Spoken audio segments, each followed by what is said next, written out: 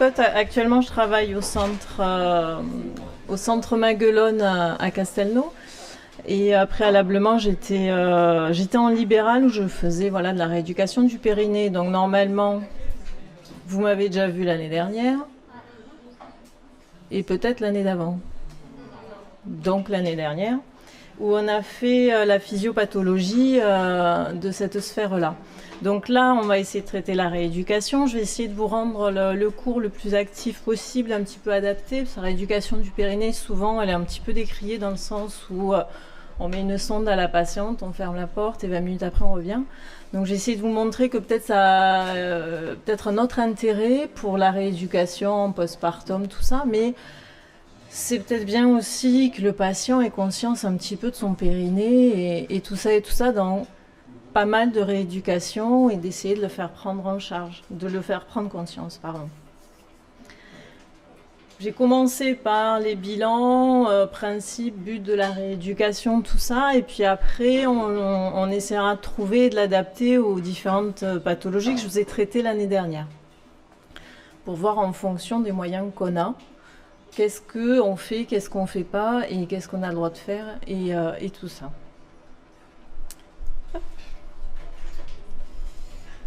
Donc on va commencer par bilan diagnostic kiné. En rééducation du périnée, il y a rééducation manuelle, il y a une rééducation assistée, électrostimulation, biofeedback, que vous avez déjà sûrement rencontré par rapport à du biofeedback de quadriceps ou quoi que ce soit. La respiration diaphragmatique, qui est importante aussi. Si vous vous souvenez, par rapport à la physiopathologie, le diaphragme, la sphère pelvienne, le périnée, on parle aussi de diaphragme pelvien parce qu'il est complètement en synergie avec le diaphragme thoracique. Donc on peut aussi parler de diaphragme, c'est pour ça que c'est bien de pouvoir d'associer ça à la respiration. De la posture rachidienne, parce que la posture rachidienne, si vous vous souvenez, une image que j'aime bien, toute simple, le caisson abdominal, le périnée en bas, le diaphragme en haut, les abdos devant, et donc du coup, s'il y a un déséquilibre à ce niveau-là, que ce soit au périnée en bas, que ce soit les abdos ou quoi que ce soit, il y a forcément un défaut de cinétique, il y a forcément des ptoses qui peuvent se poser, des fuites et tout ça et tout ça. Donc la posture est aussi importante et évidemment le travail des abdominaux.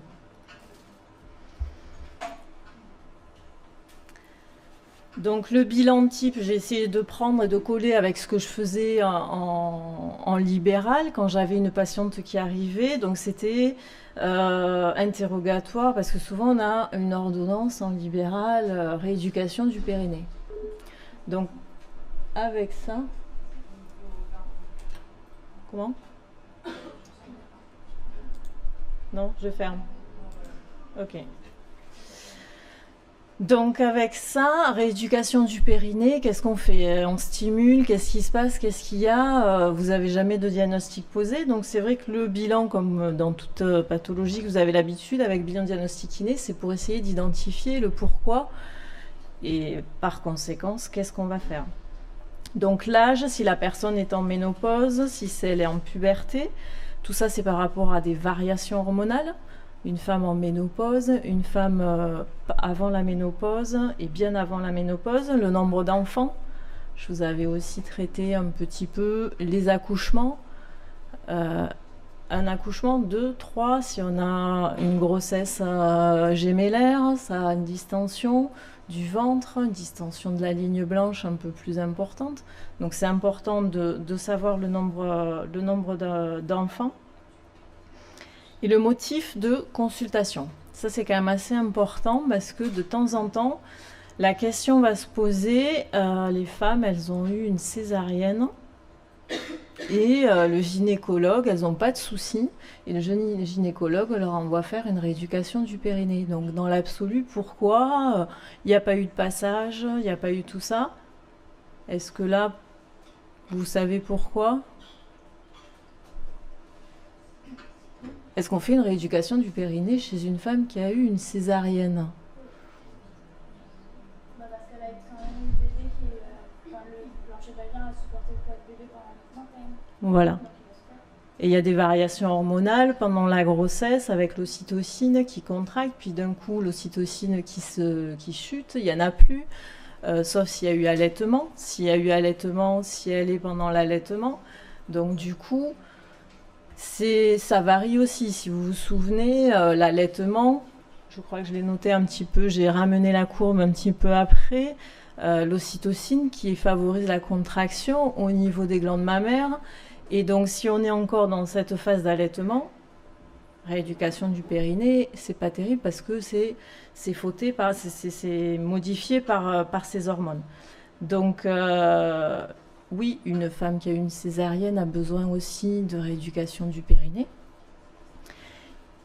Donc c'est bien parce que les patientes vont vous poser la question, mais elles ne vont pas comprendre. Donc le motif de consultation, c'est une plainte vraie de la patiente, avec des fuites urinaires.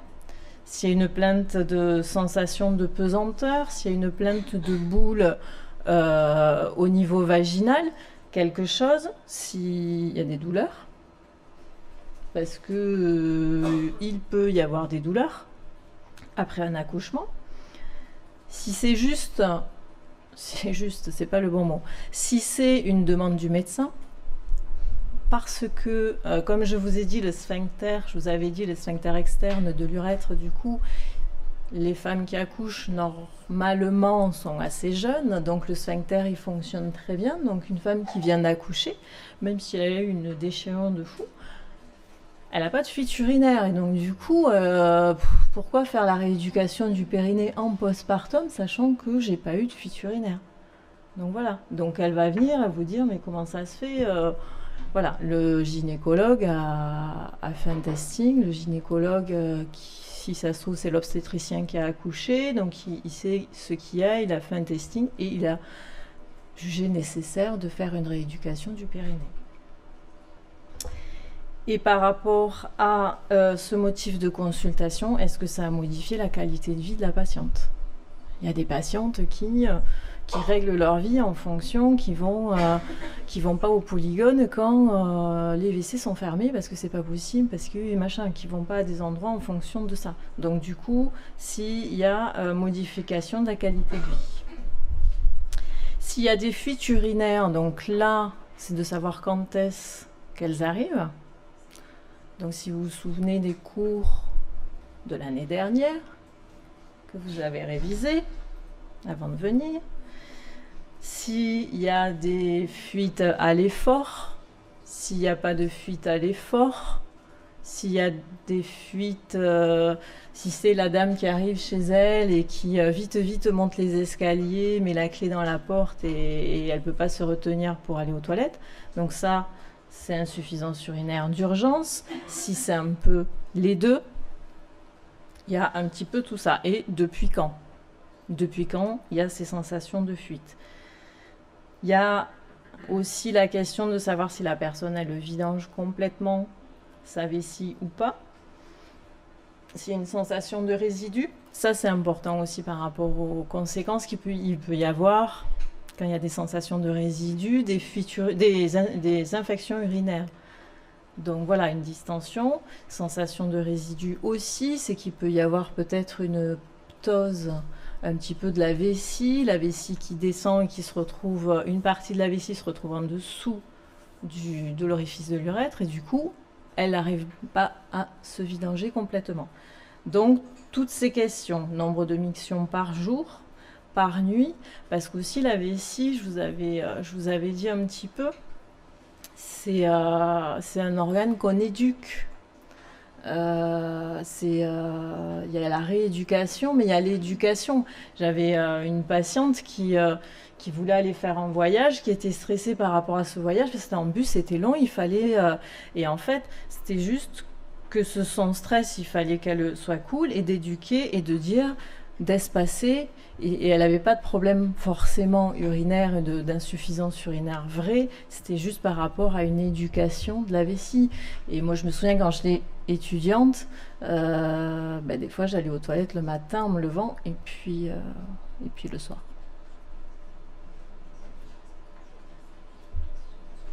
parce que il y a, voilà, on était à un endroit, les WC sales, machin, tout ça. Donc du coup, voilà, j'allais pas, voilà. Donc du coup, la vessie, c'est quelque chose qui s'éduque. Et comme je vous avais dit, c'est bien par rapport aux 3 besoins, si vous vous souvenez, une patiente, si elle vous pose la question, c'est de lui dire, quand elle a la sensation de besoin, d'essayer d'y aller et d'éviter d'arriver au 3e besoin.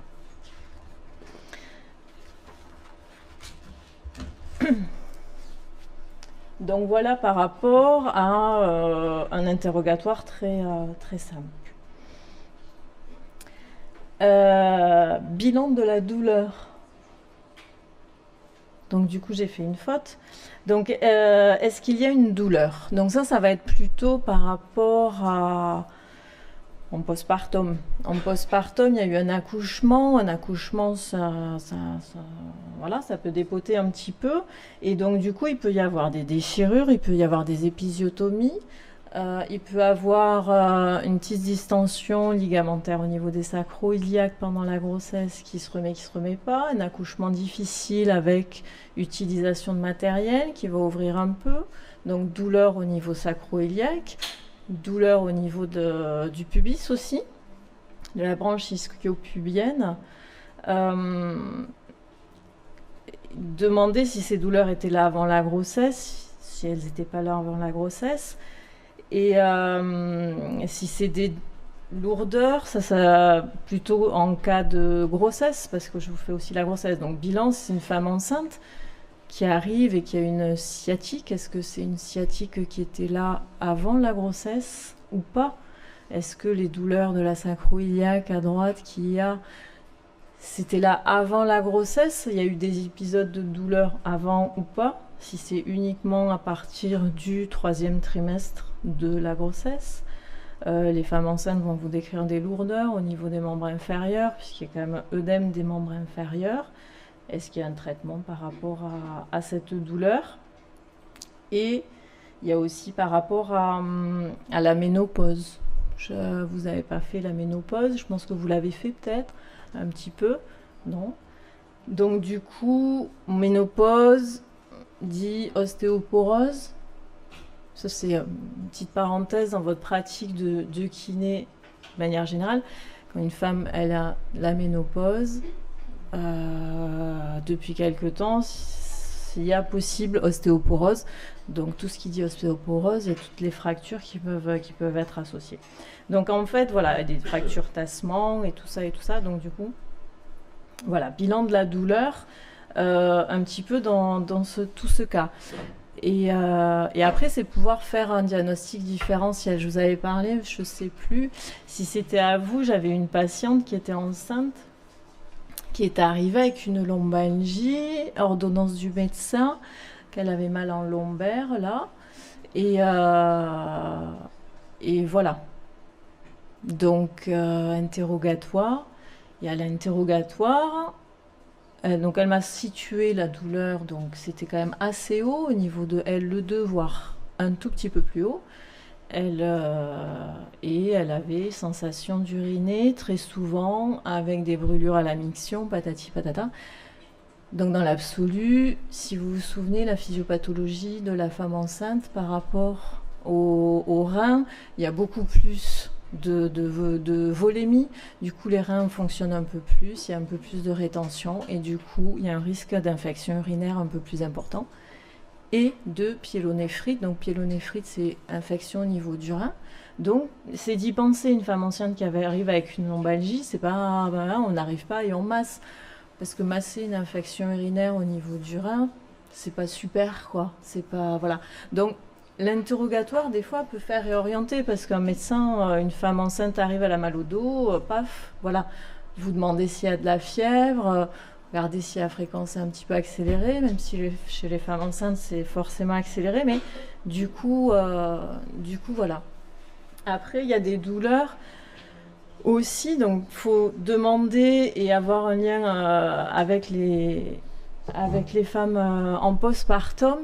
Faut oser demander. Moi, je demandais aussi toujours si les personnes avaient repris les rapports sexuels et s'il y avait des douleurs, parce que comme je vous avais décrit, donc il peut y avoir une épisiotomie. Qui dit suture, il peut y avoir une déchirure. Et il peut y avoir un utérus rétroversé, il peut y avoir beaucoup de choses qui font des douleurs au niveau du rapport, qu'il n'y avait pas forcément avant la grossesse. Épisiotomie un petit peu douloureuse, on peut montrer forcément à la patiente comment on fait, on masse un petit peu la cicatrice comme un massage de cicatrice.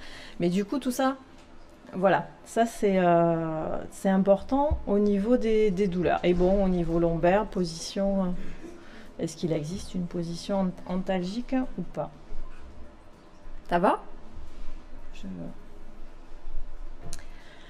Après, je vous mets tous les bilans, hein, que ce soit pré, post, partum et à distance et ménopause et tout ça.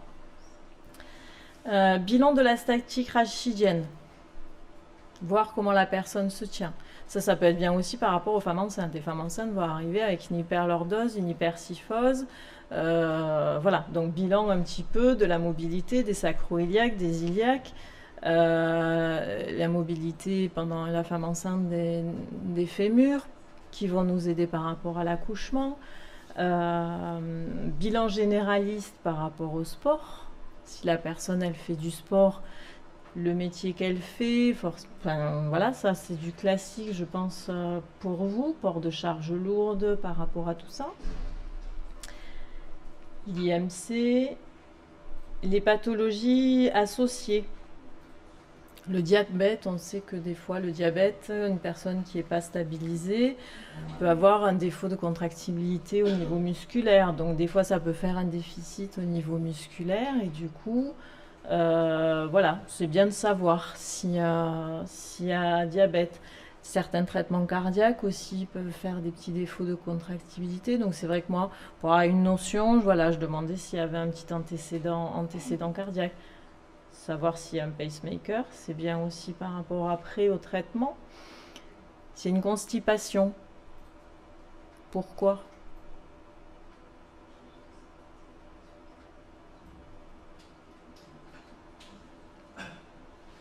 Je vous ai endormi. Une constipation. Pourquoi une constipation? Pourquoi ça va m'intéresser de savoir si la personne, elle est constipée?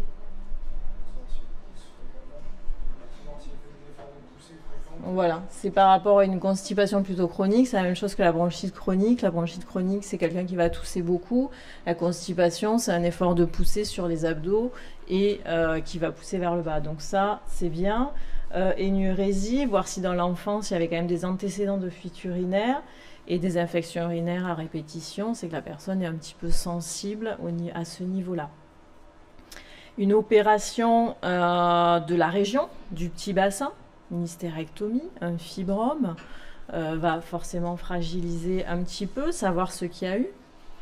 On a dernièrement, là, quand je suis arrivée au centre, j'ai eu une personne qui était venue pour un problème de membre inférieur, mais qui a eu une tumeur au niveau de la symphyse pubienne, et on lui a enlevé la tumeur. On a fait un lambeau musculaire, vascularisé, tout ça, pour la perte de substance. Et suite à ça, elle a eu des fuites urinaires.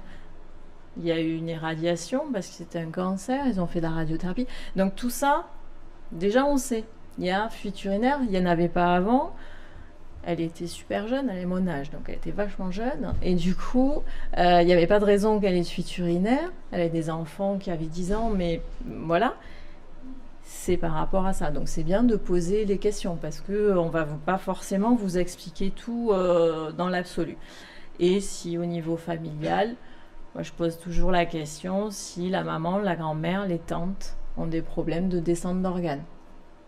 Petit à petit, vous, ça va... Voilà, mais de ma génération, j'avais des femmes du coup de génération supérieure et c'était souvent un peu tabou ce genre de truc. Maintenant, ça commence à être un peu plus. Les femmes là de 50 ans, elles commencent un peu plus à parler de tout ça à leur médecin. Donc, la prise en charge, est quand même faite.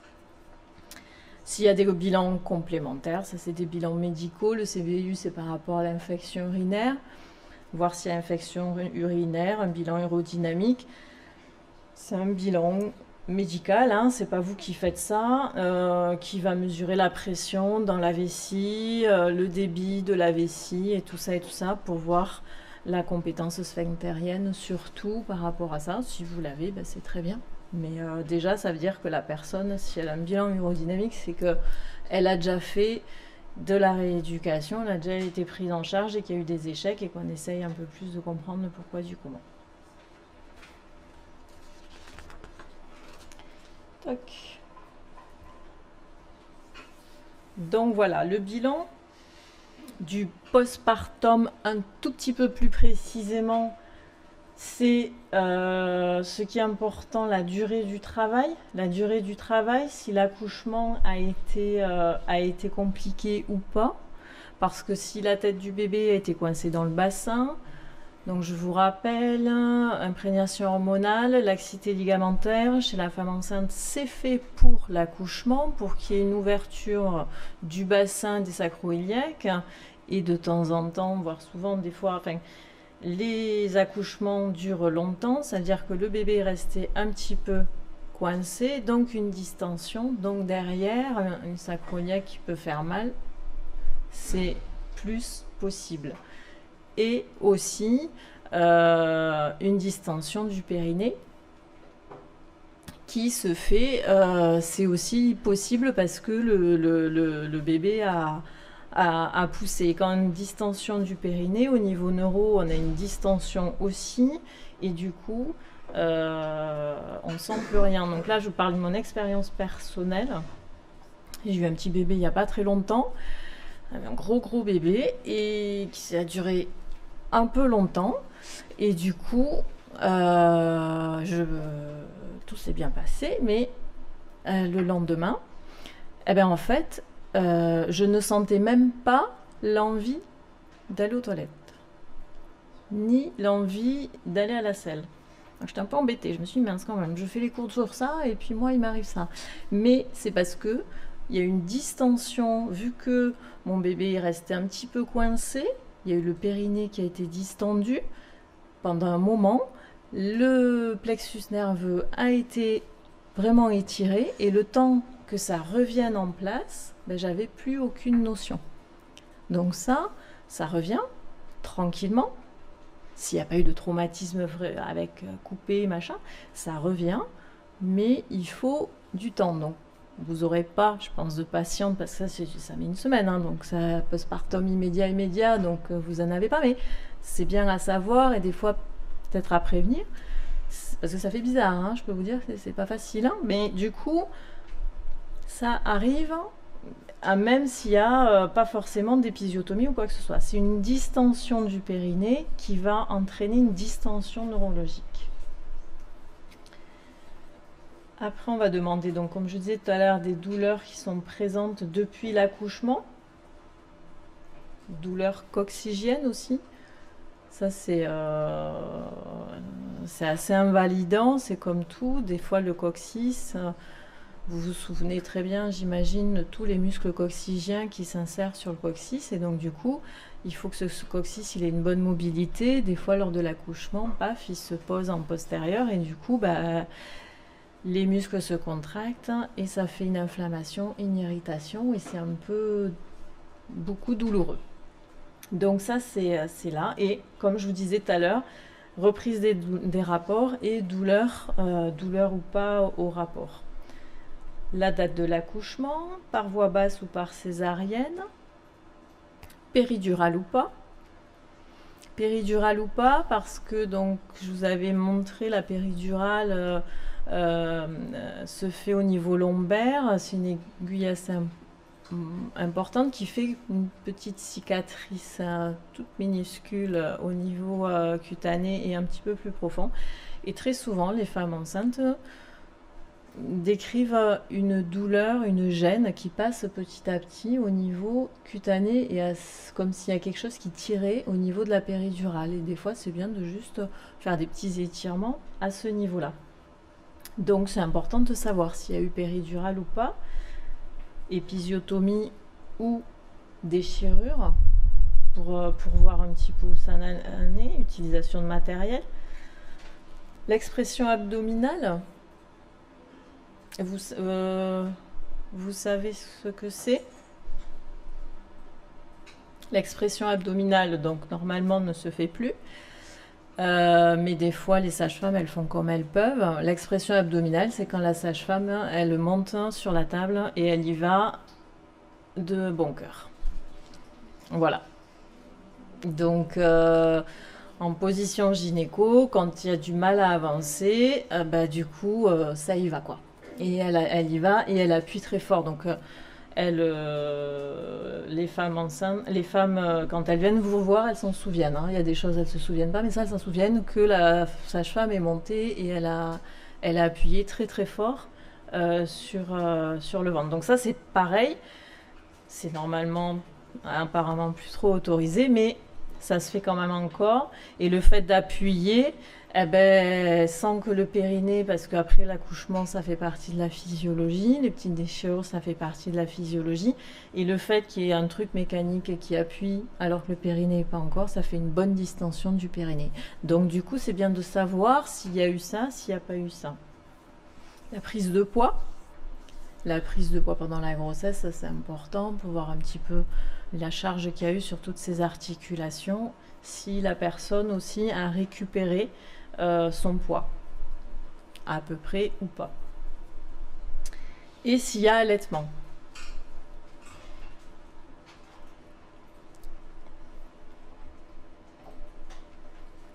Ça va?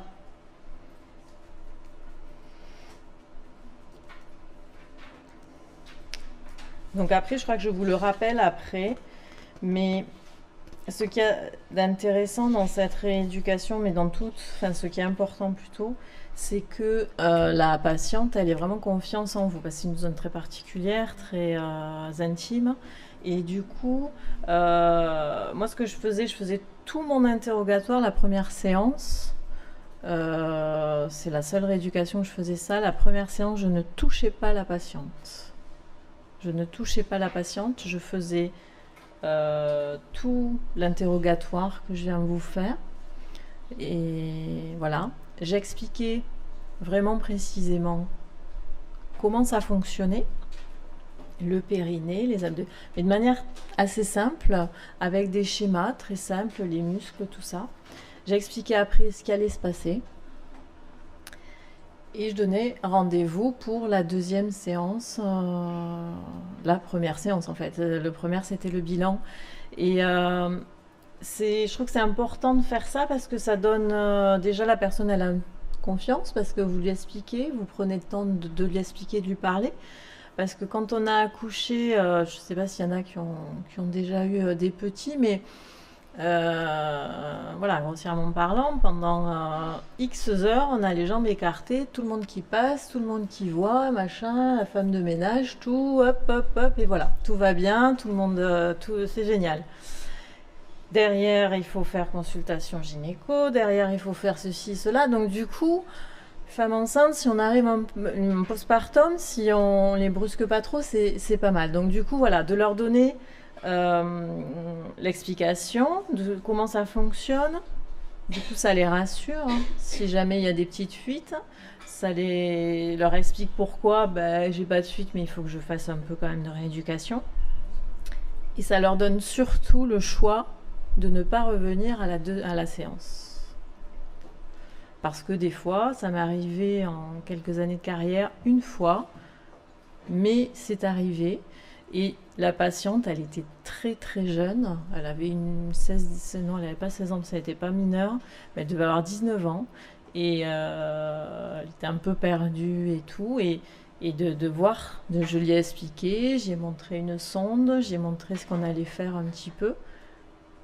Elle n'est pas revenue parce qu'elle n'était pas prête. Donc après, voilà, c'est perso hein, que je vous donne ce conseil, mais plutôt que de faire tout ça, tac, on vous branche, machin, on fait le testing et tout. Le testing, je le fais à la première séance, voilà. C'est parce que c'est quand même délicat et de suite derrière ça, on arrive très facilement à récupérer la confiance de la patiente. D'expérience, j'ai fait comme ça. Et c'est quand même arrivé une fois. J'ai 18 ans de pratique et c'est arrivé à une patiente qui n'est pas revenue. Mais au moins celle-là, elle n'a pas été gênée ou quoi que ce soit par rapport à tout ça. Du coup, après, je passais à l'observation. Donc tout ça pour vous dire, après la première séance bilan, alors c'est pas tout à fait comme vous avez l'habitude, parce que souvent le bilan, on fait l'évaluation, testing musculaire et tout ça. Voilà, moi je vous donne mon expérience de pratique, après voilà. Donc l'observation, voir s'il y a une béance vulvaire, c'est une ouverture au niveau de la vulve, une distance anovulvaire, une cicatrice, ça c'est vrai aussi par rapport aux césariennes, de regarder la cicatrice, comment elle est, parce qu'après on peut donner aussi des conseils de massage au niveau de la cicatrice. La vascularisation, les femmes enceintes, elles ont eu une vasodilatation importante, les personnes en ménopause aussi, du coup il peut y avoir des varices qui s'installent, un œdème des membres inférieurs, ça on peut le voir aussi chez les femmes enceintes, les muqueuses. On peut avoir aussi des varices vulvaires, hein, ça peut arriver. Donc là, on peut indiquer aussi, montrer aux femmes enceintes des petits drainages par rapport à tout ça. Et voilà, voir si les muqueuses sont irritées, s'il y a des infections, s'il y a tout ça. Observation au niveau du rachis, au niveau du bassin. Ça, c'est un bilan de la statique que vous connaissez.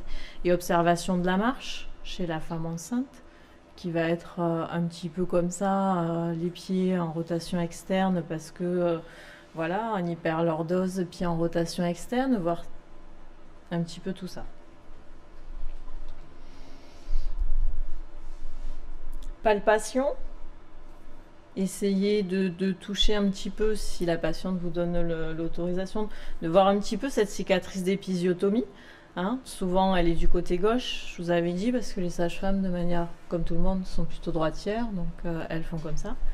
Le noyau fibreux central du périnée, vous posez le doigt dessus, vous demandez une contraction du releveur de l'anus, et normalement, ça doit se décoller de l'index. Noyau fibreux central, vous vous souvenez, c'est le pilier vraiment tendineux de tout le périnée. Il est assez important, il faut quand même qu'il reste bien là. Testing du releveur de l'anus, testing des abdominaux, et quand on redemande une contraction du périnée, de regarder si la patiente elle fait des syncinésies, si elle va ajouter les adducteurs, les abdos, les fessiers, enfin tout ça.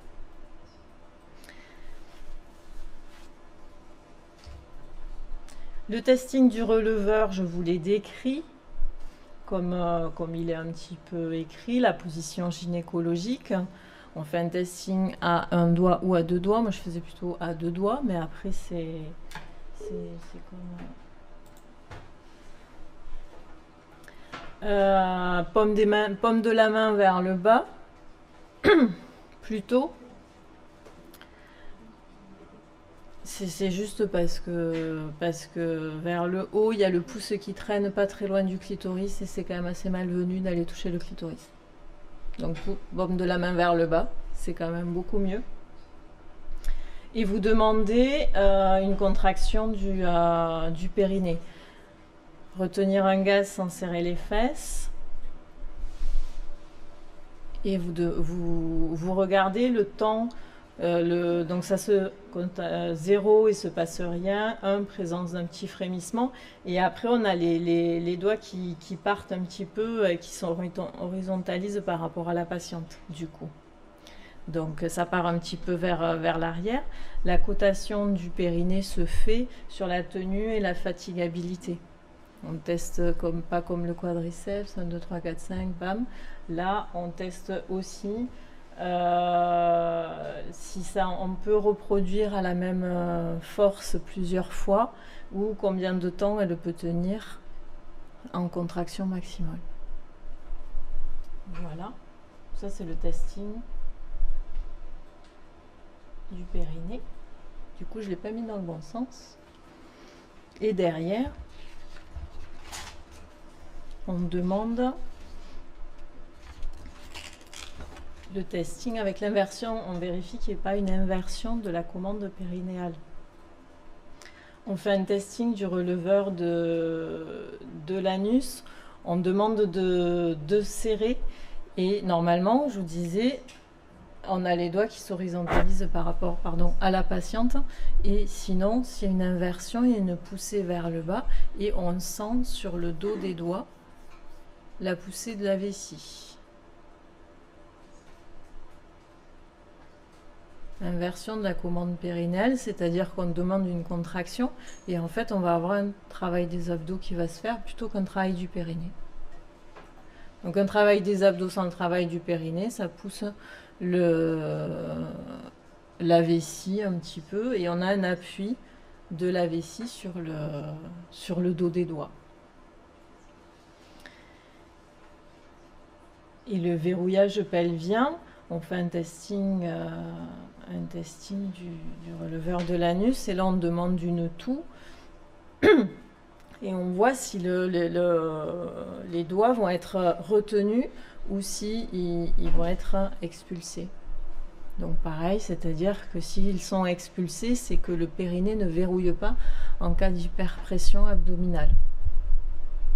Je vous avais donné aussi la technique, je crois, d'un test pour vérifier si le périnée était fonctionnel. Voilà. C'est quand on va faire pipi, c'est ça? Voilà. C'est quand on va faire pipi et on tousse. Et à ce moment-là, tac, le jet doit s'arrêter. Parce qu'il y a une fermeture au niveau du canal de l'urètre, tac, et ça l'arrête le jet. Et si jamais ça augmente la pression du jet, ça veut dire que le périnée n'est pas super fonctionnel et du coup ça va appuyer les abdos lors de la toux, vont appuyer sur la vessie qui va se contracter un peu, qui va augmenter la pression du jet. Vous vous souvenez ou pas? Non? Ouais. Donc testing du releveur de l'anus. Donc j'ai retenir un gaz sans serrer les fesses pour la contraction du périnée. Ou sinon, je demande aussi de souffler, rentrer le ventre. Ça, c'est juste pour prendre conscience du périnée. Parce que des fois, on n'arrive pas. Et en essayant de remonter le nombril derrière le sternum. Donc, si vous soufflez, vous rentrez le ventre. Et vous essayez de remonter votre nombril. Et vous prenez conscience de ce qui se passe au niveau du bassin. Au fond du bassin. Et vous devez sentir le périnée qui se contracte. Si vous le faites. Donc ça, c'est bien pour donner et prendre conscience aux patients où se trouve le périnée. Parce que c'est toujours assez compliqué de dire aux patients contracter le périnée. Le biceps, quadriceps, tout ça, ils ont rapidement une notion. Mais là, le périnée, c'est un peu plus compliqué. Donc retenir un gaz sans serrer les fesses. Voilà, mais il y a quand même des fois des personnes qui serrent les fesses. Mais remonter le nombril en soufflant, ça peut être pas mal. Tac. Ça va?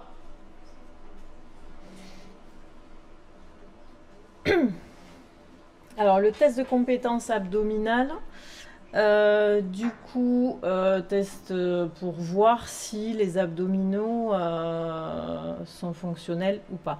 Lors d'un postpartum, il est possible qu'il y ait un diastasis. Vous savez ce que c'est un diastasis? C'est distension de structure. Là, pour le coup, c'est un diastasis abdominal dû à la ligne blanche. Et donc, pourquoi, d'après vous, un diastasis, ça sera embêtant C'est embêtant pour la statique pelvienne. Un diastasis abdominal, c'est-à-dire que les grandes droites, tac, et au milieu, ouch, ça s'ouvre un petit peu. Les abdos n'ont plus leur compétence en fait. C'est-à-dire que les abdos, comment vous dire, la pression qui doit être exercée dans les abdos doit être équivalente à droite, à gauche de la même manière. Et pour pouvoir avoir une même pression sur le périnée. S'il y a un diastasis, il y a un déséquilibre de pression qui va appuyer plus d'un côté et moins de l'autre. Et il y a un déséquilibre de la statique pelvienne. Ça va appuyer plus d'un côté du périnée, plus antérieur, plus postérieur, en fonction de la patiente. Donc, il est important que le diastasis qui est physiologique chez une femme enceinte, puisque le volume du ventre forcément augmente, donc on a forcément un diastasis, il se rétablit normalement juste en postpartum à 72 heures, je crois. Et du coup, c'est important qu'il ne soit pas présent par rapport à cette pression abdominale qui est plus identique partout. Donc là, on étudie la compétence abdominale.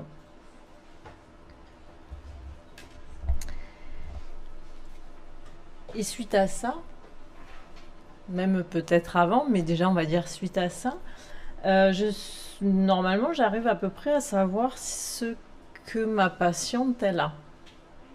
Si c'est une insuffisance urinaire d'effort, si c'est une insuffisance urinaire d'urgence, si c'est une insuffisance urinaire mixte, insuffisance urinaire d'effort, fuite urinaire involontaire, sans sensation de besoin, suite à un effort.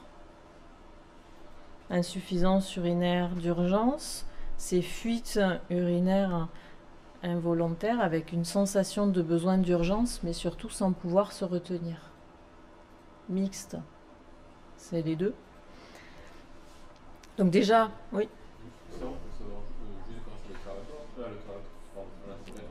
Voilà. Oui. Oui. L'interrogatoire suffit parce qu'elle va vous dire, c'est pour ça que c'est important. Parce qu'une insuffisance urinaire d'effort, vous verrez qu'on ne fait pas du tout pareil qu'une insuffisance urinaire d'urgence.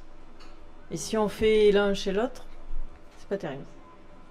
Donc du coup, avec l'interrogatoire, c'est pour ça qu'il est important de bien poser, de bien cadrer pour pouvoir avoir le diagnostic kiné. Un prolapsus génital, vous vous souvenez, les 3 stades que je vous avais définis, une béance, ça descend un peu, ça descend beaucoup. Par rapport à ça, une rectocèle, une cystocèle, une hystérocèle, vous vous souvenez, et un prolapsus rectal. Cystocèle, rectocèle, tout ça, tout ce qui est cèle là, ça passe à travers la vulve. D'accord, ça passe tout ça à travers la vulve. Ça fait partie entre guillemets, de nos compétences. Un prolapsus rectal, c'est c'est le rectum qui passe à travers l'anus. Et ça, je vous avais dit, danger, urgence, il faut surtout pas rééduquer. Et il faut surtout envoyer chez le médecin. Je crois que je vous en avais parlé, je vous avais raconté une de mes expériences par rapport à ça. Et du coup, le fait je l'avais détecté juste à l'interrogatoire, parce qu'elle m'avait décrit une boule qui sortait au niveau de l'anus de temps en temps, tout ça, donc ok. Parce que cette patiente, justement, elle avait été voir un copain médecin, et comme c'est un copain, elle n'avait pas consulté, parce que c'est délicat, machin, mais ma copine est venue vous voir, ça c'est le truc, alors je viens. Et en fait, non, c'est pas de ma compétence. Moi, j'ai pas fermé les yeux, mis la sonde, et puis voilà, non. L'interrogatoire m'a permis d'éviter de faire cata. Parce que je vous rappelle que l'électrostimulation ou renforcement du périnée sur un prolapsus rectal peut faire une clamper au niveau du rectum et du coup faire une nécrose. Enfin, grosso modo, c'est une urgence médicale quand même. Hein. Il faut quand même prévenir rapidement. Donc du coup, voilà. Et ne serait-ce qu'à l'interrogatoire, on arrive à voir tout ça. Là, on peut faire aussi un peu à l'inspection. Voir si c'est du postpartum, si c'est du prépartum. Bon, ça, on arrive à le voir rien qu'à l'œil. Problème de statique pelvienne avec ou sans fuite urinaire. Vous vous souvenez aussi que du coup, on peut avoir une cystocèle sans fuite urinaire. C'est 2 trucs différents. On va avoir une hystérectocèle ou quoi, sans fuite urinaire, on peut avoir avec fuite urinaire. C'est pas forcément lié, il n'y a pas de fuite, tout va bien. C'est pas du tout ça. Parce que je vous rappelle ce que je vous ai dit tout à l'heure, l'intitulé de l'ordonnance, c'est rééducation périnéale. Et débrouillez-vous avec ça. Donc du coup, il faut... voilà.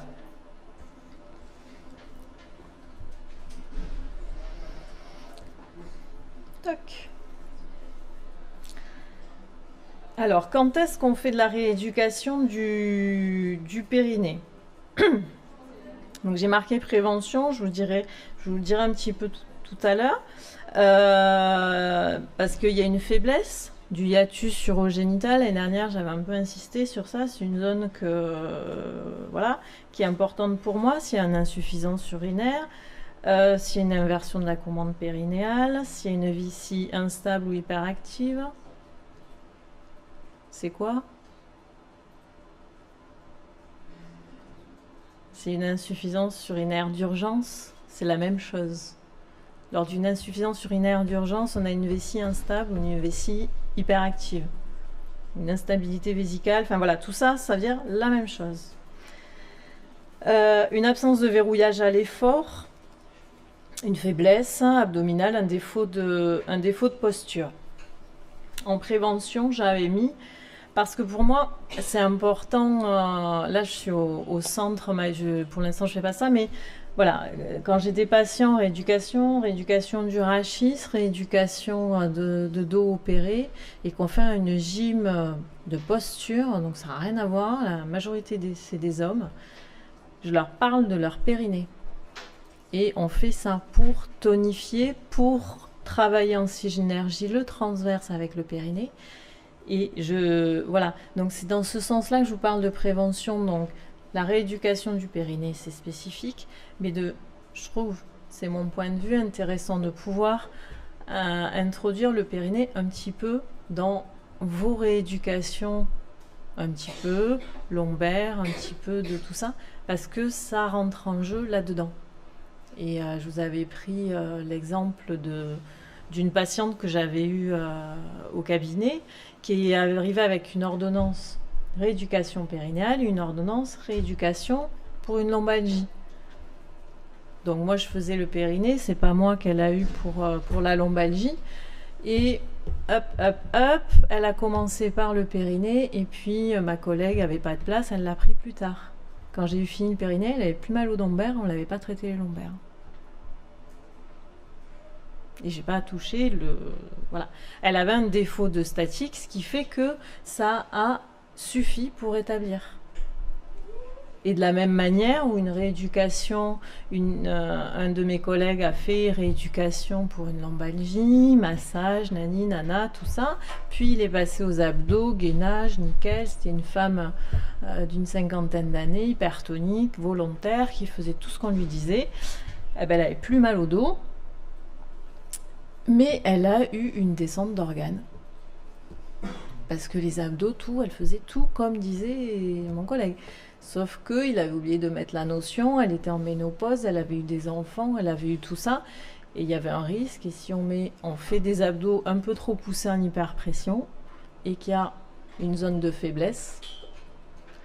Donc bon, il avait rééduqué la lombalgie, mais des fois c'est bien de pas...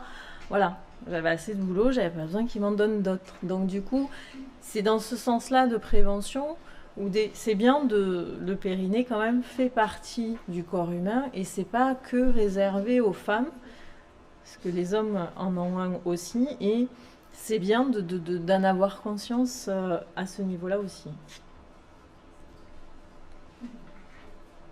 Voilà, c'est ce que je viens de dire. Le but, donc, c'est la prise de conscience, tonification, verrouillage pendant l'effort, puisque c'est de faire travailler les abdos et que le périnée se verrouille, chose qui est physiologique. Et la physiologie se détraque à un moment donné, verrouillage abdominal. La statique avec le travail du diaphragme, comme je vous disais, respiration diaphragmatique. Et comportement, hygiène de vie, Comme je vous disais tout à l'heure, par rapport à l'éducation de la vessie c'est quelque chose qui s'éduque et donc du coup, voilà, de pas pousser quand on va faire pipi, que par exemple des fois les petits, vite on part en voiture, on va faire pipi, ben j'ai pas envie, ben c'est pas grave, t'as qu'à pousser. Ben non, c'est voilà. Parce que la physiologie de la miction, si vous vous souvenez, il faut pas être contracté, il faut être relâché. C'est cool. Pour détendre au niveau des sphincters externes de l'urètre, tout détendre pour que le détruseur se contracte tout seul. Donc c'est pas d'être stressé, vite je vais au WC, je prends même pas le temps, je ceci, je cela. C'est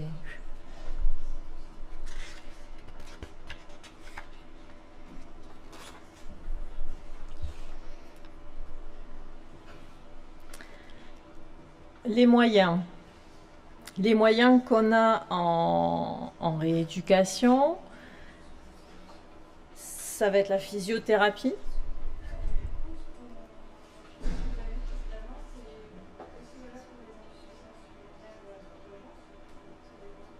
De quoi donc?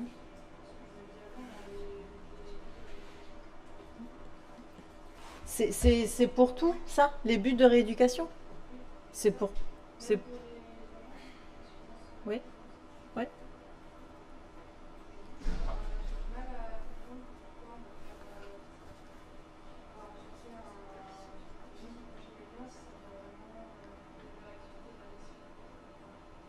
Oui, alors, d'accord.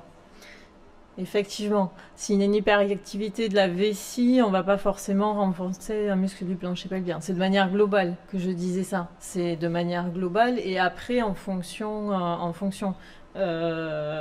un verrouillage. C'est pas pour tout le monde, tout le monde. Là, je vous donne tout, comme je vous disais, en postpartum, prépartum, insuffisance, ménopause, machin, tout ça, grossesse. Et après, on va prendre, on va dire, donc là, qu'est-ce qu'on fait, là, qu'est-ce qu'on fait. Mais vous avez raison. Lors d'une insuffisance urinaire d'urgence, on ne va pas renforcer la vessie. Oui, la vessie. Elle est déjà assez tonique. Les moyens de rééducation, donc il y a la physiothérapie, donc d'électrostimulation et le biofeedback. Il y a du travail musculaire manuel du périnée. Il y a le travail diaphragmatique, la gymnastique abdominale et le travail postural. Juste une parenthèse, je ne crois pas l'avoir cité après, du coup, la rééducation périnéale, en pratique, vous verrez que beaucoup de sages-femmes font là maintenant la rééducation périnéale. Elles n'avaient pas le droit, maintenant elles ont le droit.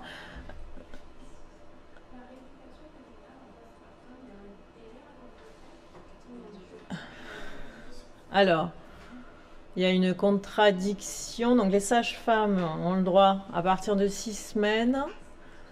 L'HAS recommande à partir de 6 à 8 semaines. Et notre décret de compétence nous interdit d'agir avant 3 mois. Comme, voilà. Vous faites comme vous voulez.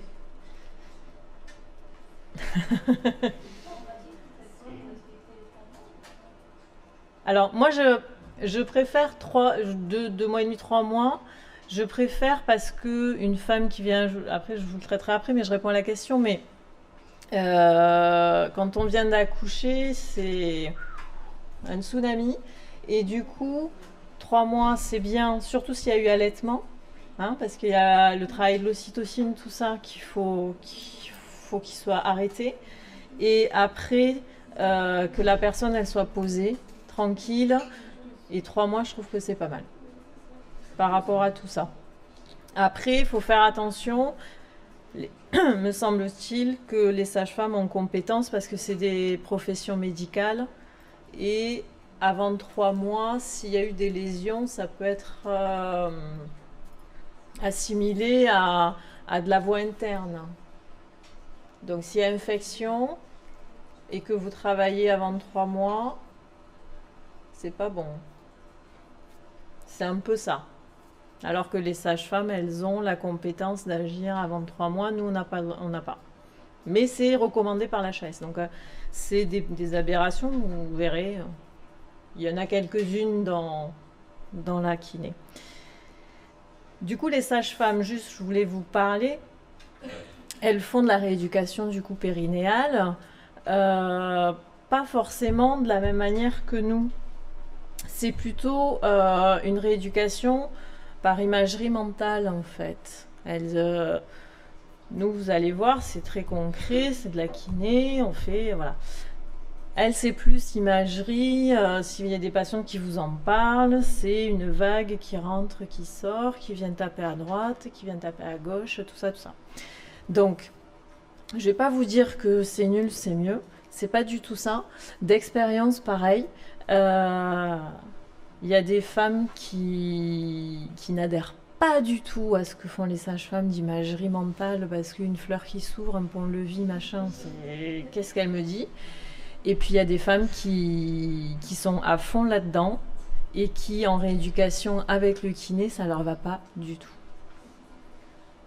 Donc voilà, mon point de vue c'est ça. Je vous dis pas que c'est mieux ou moins bien l'un ou l'autre. Je pense qu'il y a des femmes qui vont être plus dans cette imagerie mentale et à qui ça va mieux convenir que d'autres.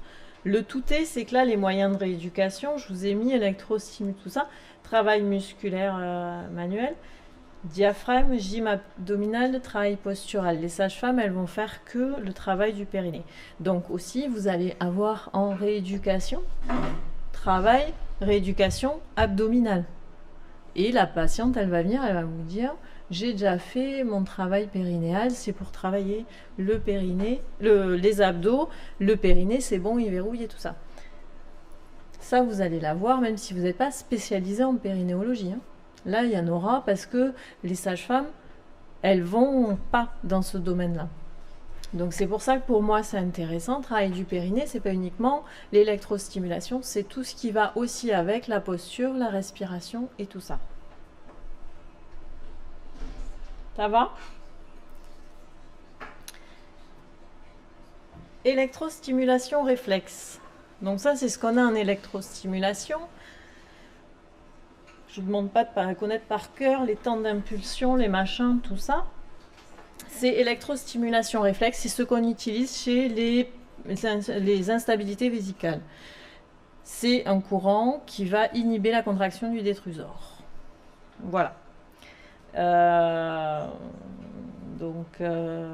fait pas de contraction musculaire, on obtient un relâchement par inhibition des bêta. Voilà. Contre-indication à l'électrostimulation, mais ça vous devez, je pense, connaître. C'est vrai que là, mais dans tous les cas, femme enceinte, cancer du vagin, stérilé, pathologie de sensibilité de la zone, hein, si des personnes ne sentent plus, et stimulateur cardiaque. Donc c'est bien à la base d'avoir demandé si la personne avait un pacemaker. Donc voilà. Et on va avoir une électrostimulation motrice passive. Donc, ça, c'est de l'électrostimulation pour faire contracter au niveau musculaire. C'est les mêmes contre-indications. Moi, ce que j'aime bien dans ça, c'est de demander, comme en électrostimulation du quadriceps ou du biceps ou quoi que ce soit, c'est de demander une contraction volontaire du patient quand il sent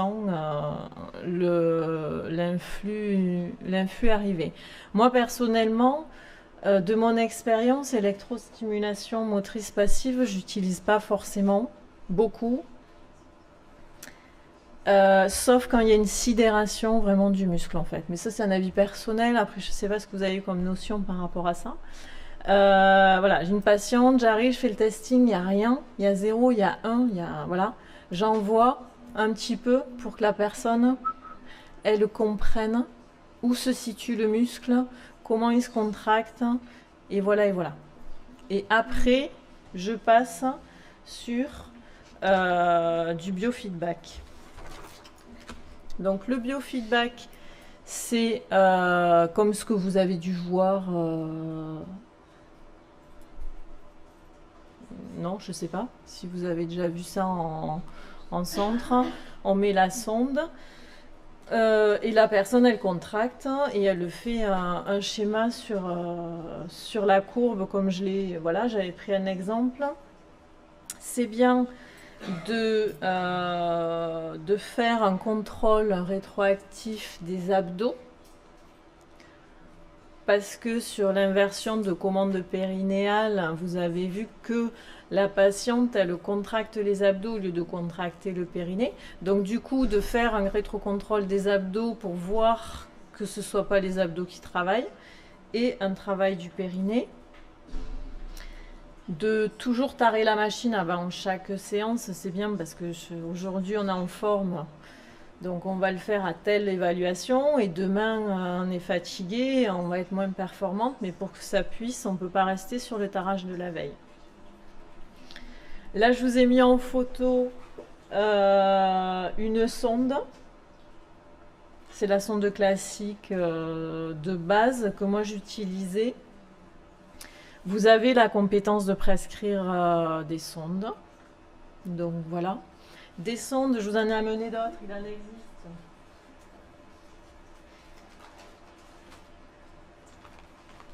Il en existe plein. Qui sont plus ou moins spéciales.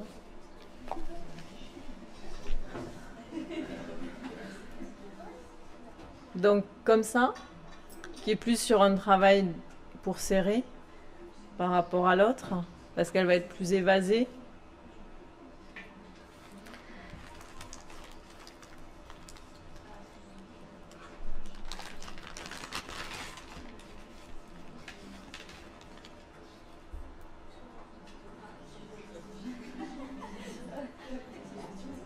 C'est plus sur de l'électrostimulation, celle-là, plus que de la contractibilité. Vous en avez trois exemples de sondes. Après, voilà. Déjà, il y a celle-ci. Moi, j'utilisais préférentiellement celle-ci. Et du coup, je trouve que c'était bien déjà. Vous voulez voir ?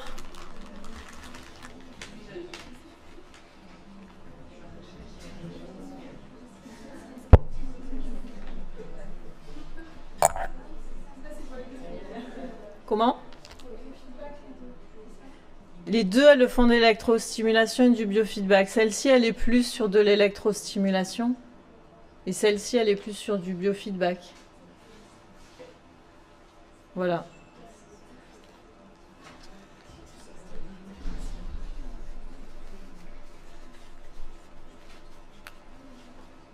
Donc vous avez la compétence de prescrire les sondes. La question donc c'est des sondes personnelles d'expérience. Moi je prescrivais puis je disais à la patiente de la laver avant la première séance. Comment on lave une sonde avec de l'eau et du savon. On n'est pas dans une zone stérile, donc on n'a pas besoin que ce soit désinfecté, sauf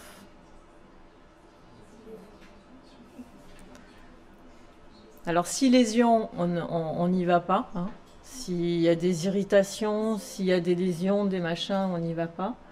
Et on n'y va pas non plus s'il y a eu une mycose et infection urinaire. Voilà, faut prévenir à l'interrogatoire, ça fait partie des trucs où moi je prévenais la patiente, je disais, si vous avez une mycose infection urinaire à ce moment-là, il faut nettoyer la sonde avec de l'eau, du savon, et il faut la désinfecter parce que sinon, voilà, les bactéries là, elles vont rester, elles vont revenir, le savon ça leur fait pas peur. Et on peut désinfecter, il faut faire gaffe parce que c'est quand même des zones de muqueuse. Donc on va pas y mettre n'importe quoi. J'avais posé la question à des pharmaciens qui m'avaient dit plutôt un petit peu de daquin. De daquin et de rincer, de bien rincer à l'eau en fait. Voilà. Ça c'est les petits conseils que vous pouvez donner, qu'on va vous demander. Donc voilà. Et après, comme ceux que j'ai fait là, c'est-à-dire la patiente qu'elle touche plus la zone et qu'elle enferme dans du sopalin. Voilà, c'est... Mais moi, je gardais pas les sondes des patientes au cabinet. C'est des conseils au niveau hygiène. Comme ça, s'il y a un souci, c'est pas vous. Et vraiment de respecter. Et s'il y a des lésions, tout ça, tout ça. Et s'il y a les règles, on peut le faire. Hein? On peut le faire.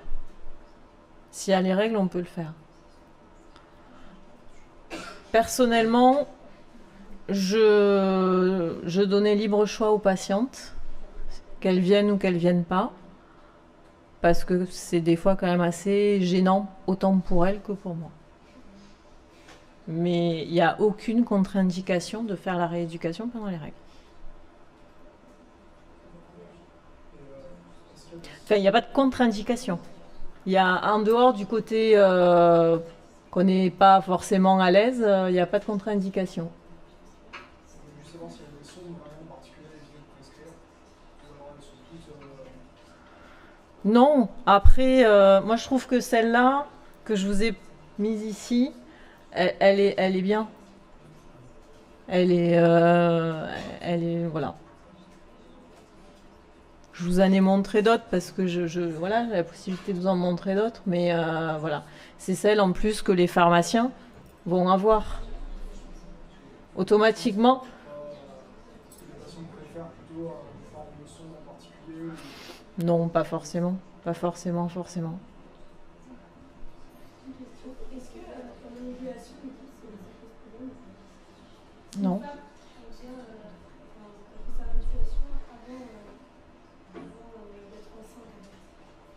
C'est bizarre, parce que une femme qui vient et qui dit qu'elle est enceinte, elle vient se faire rééduquer avant. Parce qu'elle sent qu'elle... Oui, mais il faut pas qu'elle soit enceinte, parce que l'électrostimulation chez une femme enceinte, c'est contre-indiqué. Oui, ça va, mais pendant l'ovulation. Non. Après, de ça, il n'y a pas de souci. Il y a aucune... Il n'y a pas de souci. Après, les règles, c'est plus côté confortable, que c'est pas... Mais après, non, il n'y a pas de...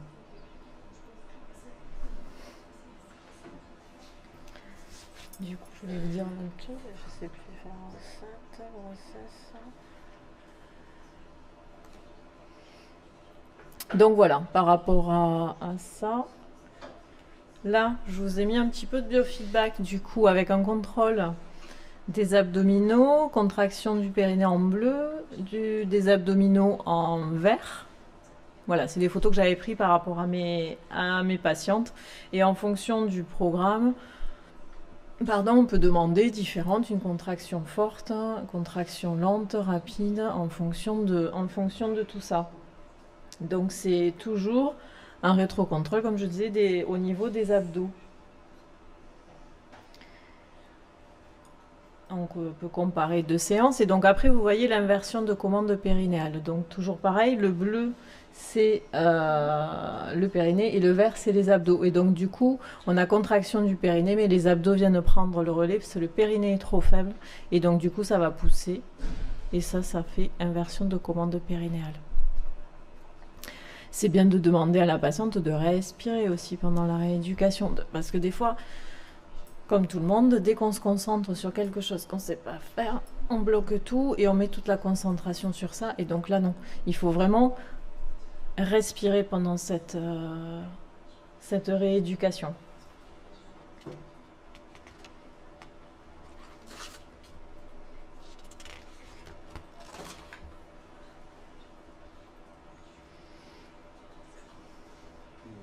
En fait, une inversion de commande périnéale, si j'ai bien compris, c'est comme une syncinésie, c'est-à-dire que l'abdos se contracte en même temps que le périnée. C'est ça. On n'arrive Parce pas que à contracter uniquement le périnée. c'est comme de tout, quand un muscle est sidéré, l'organisme il va compenser. Là, vous avez dû le voir avec tout le reste. Ben là, c'est pareil. Le périnée, il est faible. On arrive un peu, mais pas trop. Et comme les personnes, elles essayent, tac, ça compense avec les abdos. Sauf que ça compense avec ce qu'il ne faut pas. Et ce qu'il ne faut pas, c'est le périnée. Et ça va faire l'inverse. Ça va pousser. Donc, du coup, C'est pour ça que rétrocontrôle sur le périnée, sur les abdos, ça c'est super important.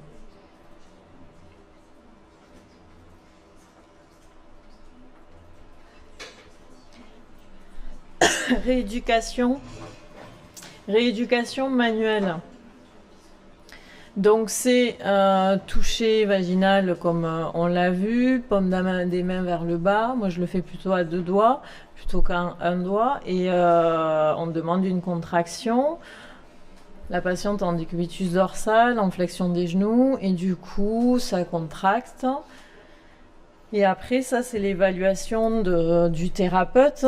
Donc, du coup, ça va être d'essayer de serrer le périnée à fond. Moi, je demandais à fond, puis après, je demandais plusieurs répétitions à 60%, à peu près, de ce qu'elle faisait. Puis après, je demandais plus fort, moins fort, et voilà.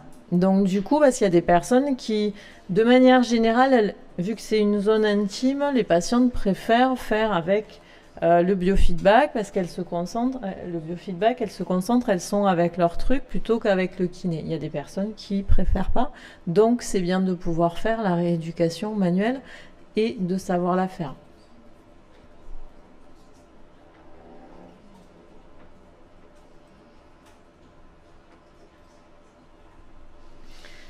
Et toujours pareil, c'est de vérifier les syncinésies adducteurs, fessiers, abdominaux, vérifier que la patiente respire bien, et tout ça, et tout ça.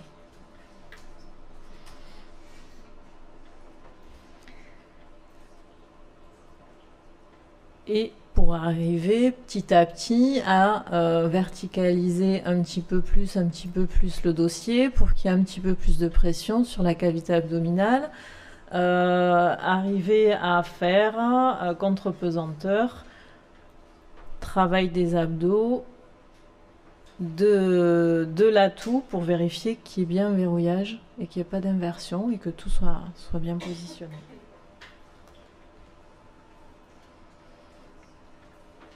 Il existe aussi des cônes en fait, des cônes de différentes tailles et de différents poids que la patiente peut mettre et garder, essayer de maintenir, et petit à petit, au début ils sont gros, légers, petit à petit ils diminuent, ils sont un peu plus lourds pour qu'elle essaye de maintenir les cônes.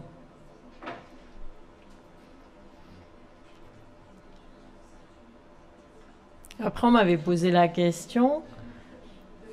Ça peut vous faire penser à quoi, ça, du coup? C'est délicat comme question. Une patiente m'avait dit, oui, je me suis renseignée, on m'a dit que les boules de geisha, ça pouvait aider pour la rééducation du périnée.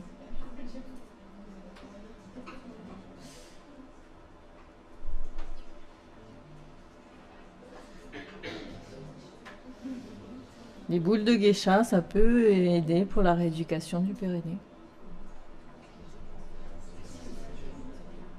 Effectivement, ça peut aider. Je les ai pas mises en photo parce que ça, c'est pas décrit dans des outils thérapeutiques, mais si on vous pose la question, ça peut faire partie.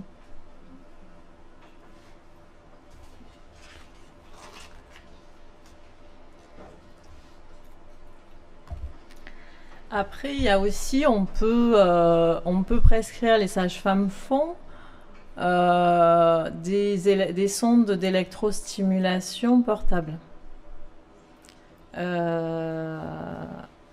la personne elle va chercher.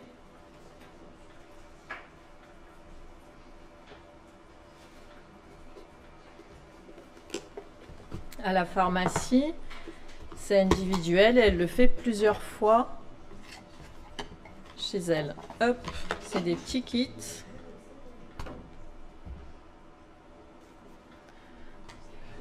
Hop, avec une petite sonde. Il y a le programmateur, c'est programme interne, et il y a les différents programmes. Et c'est soit automatique, soit impériosité, soit effort, soit mixte. C'est ce qui peut être prescrit si jamais la patiente pour que ce soit fait à la maison. Ça fait partie aussi des outils qu'il peut y avoir sur une sonde à la maison. C'est remboursé comme dispositif. Oui.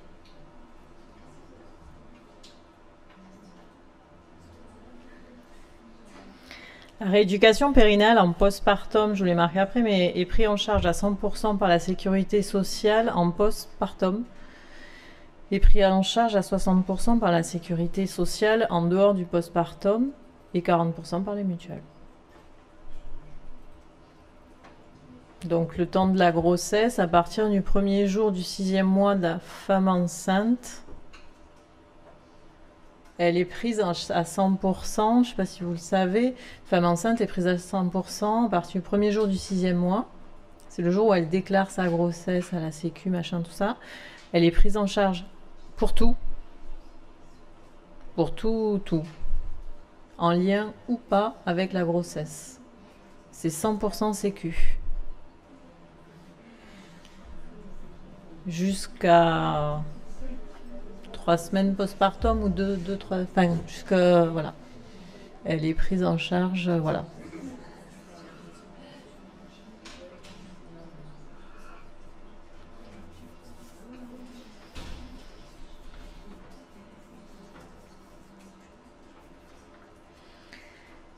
Donc ça, c'est ce que je vous disais tout à l'heure, c'est-à-dire que bonne prise de conscience de la zone, un mécanisme, prise de conscience du mécanisme, c'est primordial en rééducation de l'entorse de cheville, mais c'est aussi primordial dans celle-là, parce que l'entorse de cheville, on voit la cheville, c'est tordu dans ce sens, c'est très concret pour les patients, ça a gonflé, ça a craqué, il y a du bleu, machin. Là, c'est totalement en interne et c'est quand même bien que à mes yeux, que les patientes vraiment prennent conscience de comment ça se passe. Et de vraiment, j'insiste parce que je trouve que c'est pas mal, de vraiment expliquer. Du coup, je rebondis sur un truc qui n'a rien à voir. Il y a la rééducation périnéale pour les hommes. En cas de prostatectomie, si il y a des cancers de prostate, le périnée va être touché. Soit par la chirurgie directe, soit par de l'irradiation. Du coup, ce ne sont pas ces sondes-là, vous imaginez bien qu'on utilise. Pourquoi? Et j'en ai pas des sondes pour hommes, je ne peux pas vous montrer, mais les sondes c'est des sondes anales, bien évidemment, qui peuvent ressembler à celle-ci. Vous êtes prêts, messieurs? Non? Sauf que il y a qu'une boule à l'extrémité et après c'est fin. Voilà. Ça ressemble à ça avec une seule boule et du coup, c'est des sondes, bien évidemment, anales. Pour faire la rééducation du périnée, on peut avoir une insuffisance urinaire d'urgence et pour faire de l'électrostimulation passive aussi pour de l'instabilité vésicale.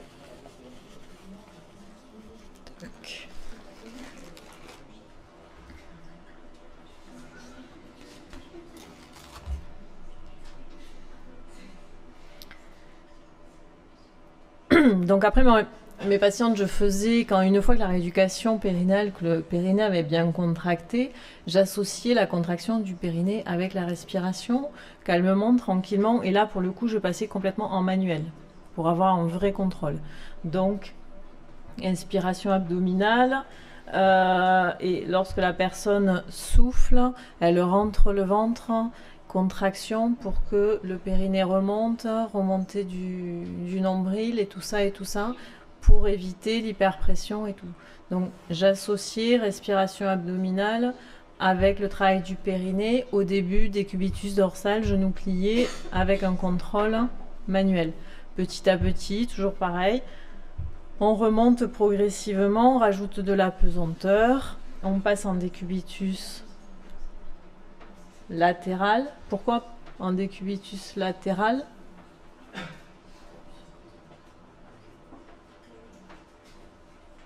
on va avoir une pression un petit peu plus importante sur le périnée homolatéral, du côté du périnée homolatéral par rapport au travail. Donc du coup, ça peut faire travailler un côté plus que l'autre si on se met d'un côté, on se met sur un ballon, on se met à 4 pattes, et petit à petit, on fait le travail. Le contrôle manuel, je le faisais bien évidemment en décubitus dorsal. Petit à petit, la personne, elle avait bien compris, et les patientes, elles avaient bien compris, elles arrivaient à me dire non, là je l'ai contracté, là je ne l'ai pas contracté. Et de revenir sur le ballon. Et de la même manière, je faisais le travail abdominal avec un travail du périnée. C'est-à-dire, je vérifiais la contraction du périnée. En décubitus dorsal, je demandais une contraction des abdos, un relâchement des abdos, puis un relâchement du périnée. Et ça, de manière très, très robotique. Pendant quelques fois, quelques répétitions, et après, avec toujours mon contrôle manuel, je demandais, sans essayer de trop quel contrôle, de faire un travail d'abdos. Je vérifiais, et très souvent, hop, elle contractait, Donc de plus en plus, pour amener cette synergie par rapport à ça. Après, comme je vous disais, vous allez être amené aussi à avoir une rééducation des abdos, alors que la patiente, elle a été chez la sage-femme faire le périnée et tout ça. Personnellement, quand j'avais des personnes comme ça, je faisais un testing manuel, malgré tout. C'est pas que j'avais pas confiance, mais c'est que je voulais être sûre que j'étais dans le même schéma. Après, c'est à vous de voir, mais normalement, si elles ont été chez la sage-femme, si la sage-femme a donné le feu vert, c'est qu'il y avait un verrouillage, c'est qu'il n'y avait pas une inversion de commande, c'est que tout était OK. Donc du coup, vous pouvez commencer à travailler les abdos et à demander à la patiente, avec les abdos, de retenir le périnée. Et c'est là que des fois, il y a des petites discordances, c'est-à-dire que les patientes qui ont fait les sages-femmes, elles lèvent le pont-levis, elles ouvrent la fleur et elles ne contractent pas le périnée en fait. Donc c'est compliqué de passer de quelque chose chez nous qui est très systématique périnée à elles ont plus la conscience de tout ça. Et donc toujours pareil, décubitus dorsal, assis et progressivement de remettre en charge. Après, ce que je faisais aussi, c'est que je demandais, je vérifiais l'inversion de commande périnéale. Je demandais une toux et je vérifiais que, voilà. Donc quand j'étais là, ça n'y avait pas de souci. Si la patiente, elle était concentrée sur son truc, tac, elle verrouillait. Et après, mais des fois, les patientes, après, elles disent j'ai eu une canne de toux, tout ça, j'ai pas pu. Donc de demander à la patiente, parce que chez vous, c'est un automatisme, vous y pensez pas, mais de demander à la patiente si c'est possible que, si elle sent qu'elle va tousser, c'est d'envoyer, hop, une petite info périnée, tac, et elle tousse. C'est pas de se dire, putain, comment je fais là, il faut que je sois comme ça, que je contracte. Non, c'est penser à son périnée et hop, on tousse. Et à partir du moment où la patiente, elle avait déjà travaillé, elle avait pris conscience, elle avait tout ça, ça se récupère.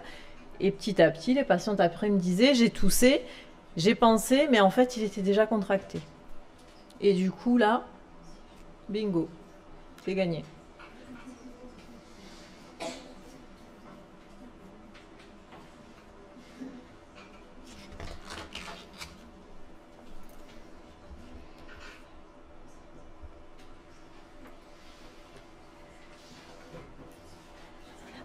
Après, travail des abdominaux, effectivement, en essayant de diminuer la pression périnéale, diminuer la pression de la cavité abdominale sur le périnée.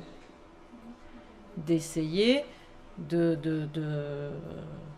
pas appuyer et de pas envoyer toutes ces pressions de la cavité abdominale dans le périnée. Naturellement, vous savez le faire, c'est-à-dire que c'est grosso modo la différence. Alors, vous n'avez jamais analysé ça, j'imagine, mais quand vous allez pour faire une défécation et quand vous allez vomir. Voilà, il y a les abdos qui se contractent dans les deux cas, mais ça sort pas, si je peux m'exprimer ainsi, par le même trou, quoi. Donc du coup, voilà, c'est d'un côté, on fait contraction des abdos qui vont envoyer tout. Quand on vomit, c'est comme quand on tousse, ça envoie fort, mais du coup, vont envoyer vers le haut. Et l'inverse, ça envoie vers le bas. Donc du coup, c'est vraiment, dès qu'on a prise de conscience du périnée, vous soufflez, vous rentrez le ventre. Je trouve que le schéma de remonter le nombril au niveau du sternum, ça implique forcément de remonter et d'éviter l'hyperpression de la cavité abdominale. Travail de gymnastique posturale, c'est travail de bascule de bassin, posture lombaire, des lordoses. Tout ça aussi, ça va être vrai, parce que là, on est beaucoup en postpartum, mais ça va être vrai pour les femmes enceintes. De travailler la bascule de bassin et de mobiliser ces lombaires, ce bassin. Parce que il va falloir que ce bassin soit mobile pour l'accouchement.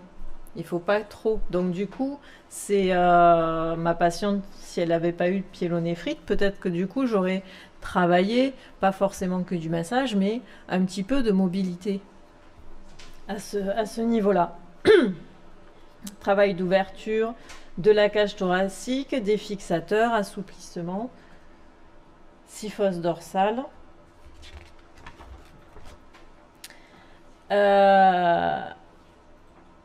Après, donc autograndissement associé à la respiration, pareil, en progression, tout ça. Donc ça, après, je pense que vous avez eu des cours beaucoup plus complets que celui-là par rapport à tout ce qui est posture, rachis, tout ça, tout ça. Donc moi, je vous donne pas en premier, on se met debout, on fait ça, on fait ça. Je vous donne vraiment les principes pour qu'après, vous avez les indications, les contre-indications, les moyens.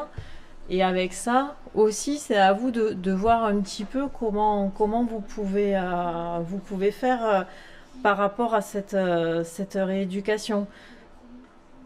Je dis ça notamment parce que des fois, quand je pose des questions, que je demande ça fait partie des questions que je peux demander. Qu'est-ce que j'ai une patiente, elle a ça, ça, ça. Donnez-moi un protocole de rééducation de 4 exercices en progression pour faire travailler dans telle phase de la rééducation. Et je ne vous l'ai pas donné.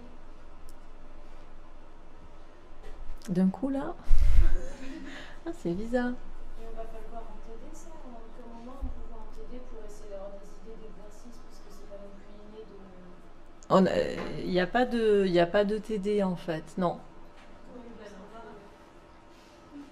Après, c'est vraiment par rapport au cours. Donc, c'est-à-dire que vous avez eu des cours non, sur la posture, tout le travail du ballon, et d'introduire. Moi, mon but là, c'est d'introduire le périnée dans tout ce que vous avez eu sur le travail de posture.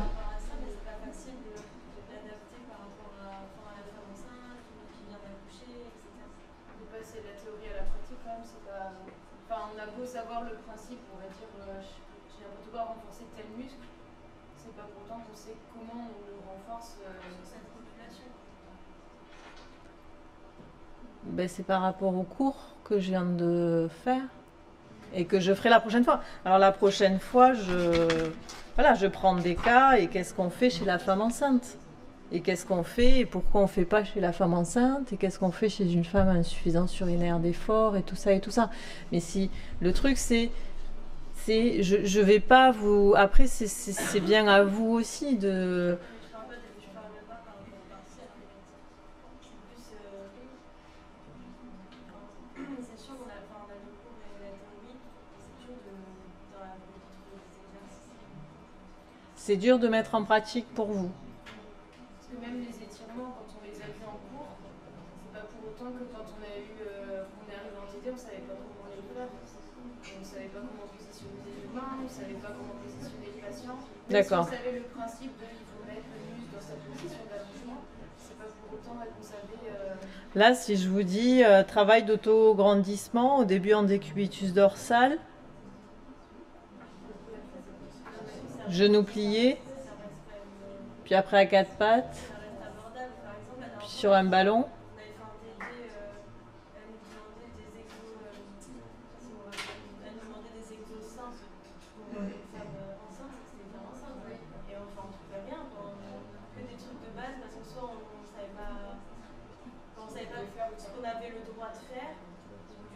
Oui. Et ça, c'est parce qu'on va le faire la prochaine fois. Ça, c'est après les principes chez une femme enceinte, pas d'électrostimulation, décubitus dorsal strict interdit, pas de Valsalva, enfin tous ces trucs-là, on va le voir la prochaine fois. Mais moi, ce que je trouve intéressant, c'est de vous donner toutes les contre-indications, on est d'accord? Mais après, de vous faire réfléchir aussi par vous-même avec ce que je vous donne là, ce que vous avez eu, et de mettre en place des exercices pour travailler le travail des abdos que vous avez dû faire dans X plus 1 cours, et d'y rajouter, hop, le périnée. Le truc, il est là. C'est d'essayer parce que là, je vous sors rien d'exceptionnel, hein, décubitus dorsal, assis, quatre pattes, ballon. C'est une progression que vous avez dû voir à peu près classique. Mais c'est bien de vous faire réfléchir pour voir, pour avancer. Et qu'est-ce que vous avez fait chez la femme enceinte du coup? C'était un temps juste d'introduction, donc elles m'ont rappelé justement les sons diastasiques, donc les abdos, il fallait pas les faire bosser comme ça. Mais on n'a pas encore, on a un TD là bientôt où on va pratiquer, on va venir en tenue et là on va faire des exercices. Bon ben voilà, du coup.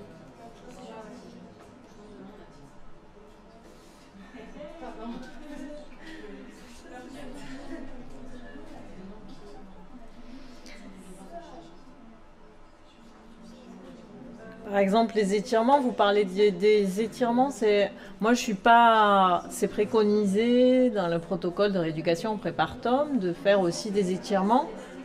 Moi personnellement, chez une femme enceinte, je fais pas d'étirements.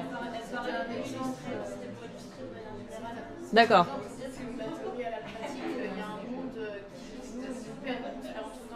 D'accord. Et en stage, vous n'arrivez pas à mettre, à récupérer des choses? C'est ça en fait le truc, je pense, de connaissances qu'on a chacun, c'est en fonction de stage, du coup c'est très restreint, donc on n'a pas pu faire forcément des stages dans tous les domaines. D'accord. Moi, le peu d'exercices que je sais, c'est ce que j'ai vu en stage, et des fois il y en a qui disent que c'est pas bien, il y en a qui disent que c'est bien, donc D'accord. il faut avoir des exemples, et après nous, avec notre expérience, je pense qu'on trouvera d'autres idées, on se diversifiera, mais quand on commence le bien remplacement, on a vu, on fait ce qu'on dit, on part là-dessus, on va pas être perdu. Bon, on verra la prochaine fois si je peux vous amener, qu'on essaye de réfléchir ensemble sur des trucs un peu plus concrets. Du coup, une gymnastique qui respecte la sangle abdominale et le plancher pelvien, puisque vous savez le faire.